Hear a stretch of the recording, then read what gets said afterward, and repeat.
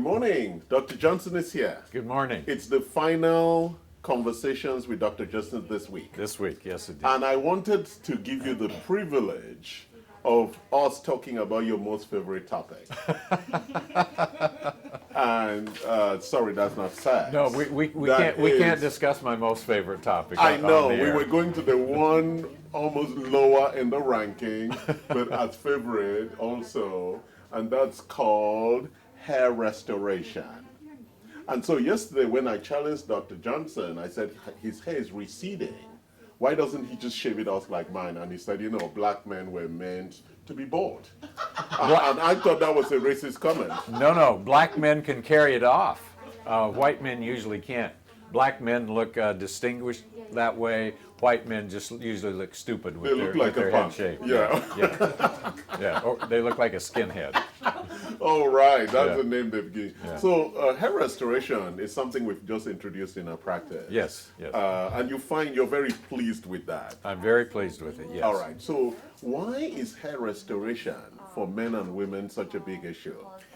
Well, that's a very individual issue. Yeah. I mean, some people go bald and it doesn't bother them in the slightest. Yes. Not very many women fall into that category, but more men, you meant. men, yeah. Yes. Some men don't care, some do. As I'm sure all of you can see, I've lost a lot of hair. I've got a very receding hairline. There's very little hair up here. And if you had seen a picture of me when I was younger and had a full, thick head of hair, you probably wouldn't recognize me because I look quite different now. And it could be the price you have paid for living an extremely exciting life.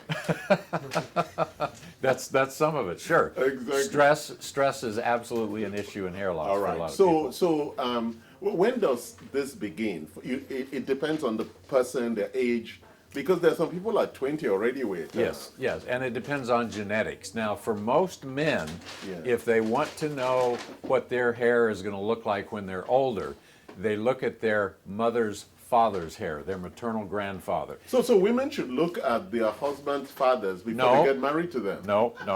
Because that would be a predictor that you might get. It's mostly passed down through the mother. Oh, really? Yes, not the father. Oh, so if you are going to get married, you need to check your mother-in-law's hair and see whether it's receding. Because that might be a predictor. You don't want to use genetics as a predictor for these things? No, but that's been turned around in your interpretation.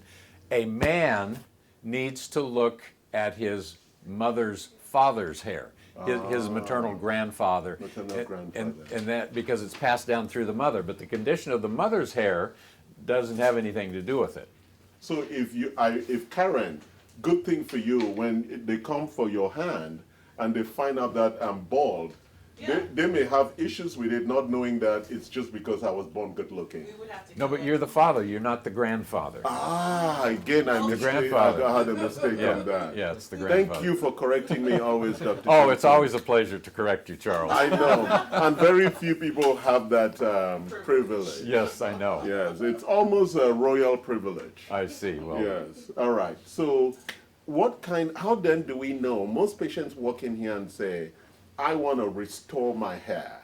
Yes. And so where do we begin? Where do we begin? Okay. Well, we begin with a consultation. We look at the pattern of hair loss. Yes. And by looking at the pattern and how much hair loss, we can estimate how many transplanted units that we're going to have to give that person. Transplanted units, you mean like follicle by follicle? Yes, individual hairs. We don't want to take clumps of hair and transplant them because then it looks like you have a doll's head. And we have the gold standard for that, right? Yes. Follicle by follicle extraction. Yes. And then, as Karen loves to call that word, whenever she says implantation, I have the feeling of getting pregnant. Well, we'll need to get your hormones balanced before that will be possible. All right.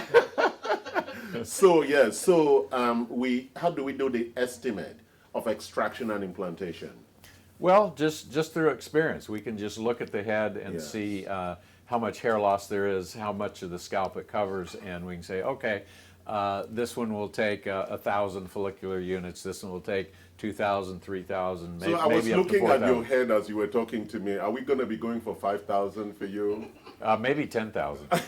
That would give you a whole mane of hair. I could grow an afro. Exactly, exactly. So, okay. You'd probably be shocked to hear that in the 80s, I had an afro. I did too. I Yeah. have pictures to show. Yeah. Yes, I had a huge afro. And I was wearing platforms or whatever they call Yeah, those shoes. yeah. Yes. Okay, so what causes hair loss? Wow. I think that's a really important Yes, question. yes. Too little thyroid, low thyroid, hypothyroid is the official term for it, very commonly causes hair loss. Number one, low thyroid. Okay. And the test for that, what's that clinical biomarker you're looking at? Well, we're looking at a state-of-the-art thyroid panel, which is TSH, free T4, and most importantly, free T3, Which is the active, which is the active version of the thyroid hormone. the tyrosine. Yes. Okay. Triiodothyronine. All right. Yes. Wonderful. Very important. That's number one. That's number one. Number two is too much thyroid, hyperthyroid. Okay. Now, hypothyroid, low thyroid, is very common. Fortunately, hyperthyroid is very Right. uncommon. It's Which very- is the higher, Yes. more thyroid. Yes. And it would be with people who perhaps eat too much fish, or how does one get hyper? hyperthyroid? Yeah. That's a great question. I don't know that anybody has truly figured out the answer to that. Okay. So no, that was, you've talked about the thyroid. So Yes. there's hyper and hyper. Yes. So what's the next hormone that drives this hair loss issue? Okay, the next hormone is DHT. Now, most people have not heard of that. Most people have heard of testosterone. Yes. DHT is dihydrotestosterone. And although it does perform some valuable functions in the human body, too much of it, we can think of it as a waste product of your So testosterone metabolism. typically, that DHT comes from the conversion of testosterone to other hormones. Well, or the metabolites. conversion of testosterone specifically to DHT. Yes. Now, And you want to reduce that. yes, yes, In all ways. yes. But in reducing that, couldn't it then go more to producing E2 or E3, the estrogen? Or you just want to increase the free estrogen, testosterone out of that conversion? Yeah, well, we have an herbal product. Yeah. It's called epilobium. Yes. That blocks the conversion of testosterone to DHT and also blocks the conversion of testosterone into estrogen. Okay. Okay. We have that product, Yes. and I'm taking it. Yes. Because I'm taking the thyroid, and I'm taking that, and I'm taking the Yeah. testosterone. Yeah, and look at how much better you look now. Oh, really? But my hair is growing too fast. Well, stop shaving it, and that you might you might Get some have some curls. success. I'll Yes. get some curls around Yes, that. yes. Okay, go ahead. Okay, so now it turns out that the hairs on the front, top, and crown of your head Yes. are very sensitive to DHT. Okay. DHT will cause loss of hair. So it's not caused by the sun shining on the head. No. I just thought, because people in Alaska tend not to have they don't bald because they don't have enough sun. Yeah, I don't know that that's I'm true. my grandmother's son, so I'm very still village I think you're oriented. making things up now. Okay, so the hair on the sides, the hair on the back is not sensitive. The follicles are not sensitive to DHT. Yes. So when men go bald, that's why we normally see a ring of hair on the sides and the back. Okay. Bald here, but with a ring of hair. So we want this DHT issue is mostly related to men, because men have a lot more testosterone than women do. Yes. I have seen rare cases where women had too much DHT, and we had to address that in order to Okay, address the hair loss. so for women, we know DHT is the big issue for men. Yes. What causes hair loss and thinning for women? Well, it's the low thyroid, it's the high thyroid.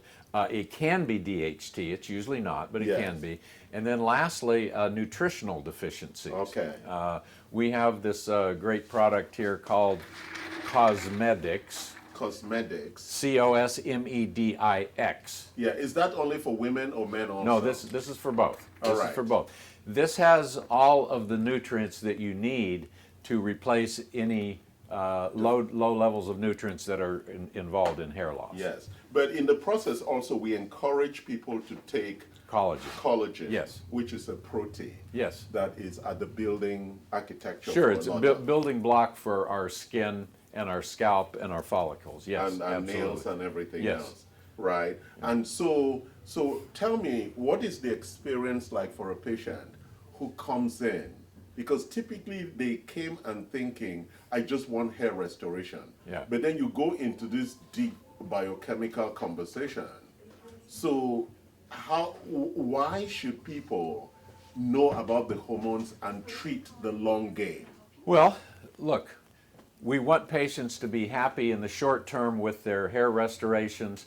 More importantly, we want them to stay happy in the long term.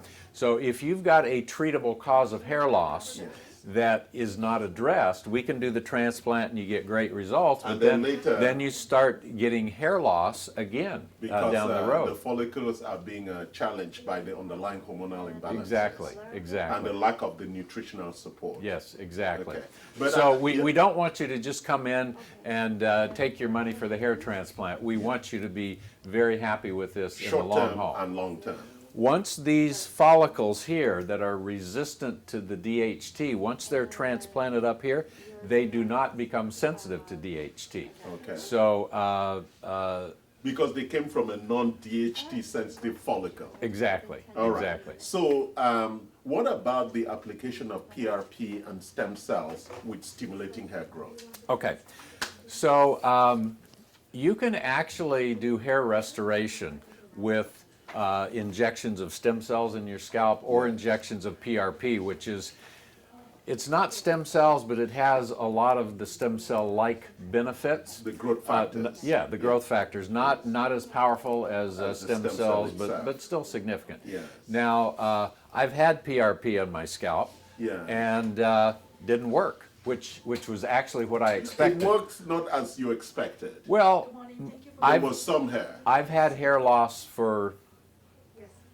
decades now. Yeah. And so it's too long standing. All right. It's too for, long For standing. you to try and use Yes. just PRP Yeah. or stem cell for replacement. But as part of the hair transplant process, we apply PRP to the treated new, area. To the new follicles. To give the growth factors.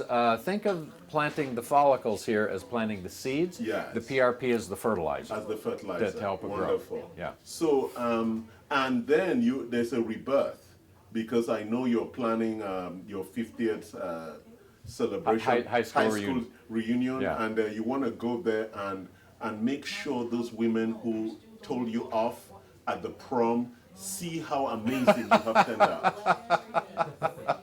What makes you think women turned me down for the prom? Well, because you were so popular, you had so many choices. I was very shy in high school. Well, that's the problem. Then. Yeah. Yes, but now you want to go back bold and say, "Look at me! I turned Yeah. out really good." Look what you missed out on, ladies. Exactly. Well, that's Dr. Johnson again, showing you why listening to us is entertaining, educational, and fun. Love us, like us, and follow us, and share us. And share us, yes. Thank you, Dr. Johnson. My pleasure. Wonderful My conversation. pleasure.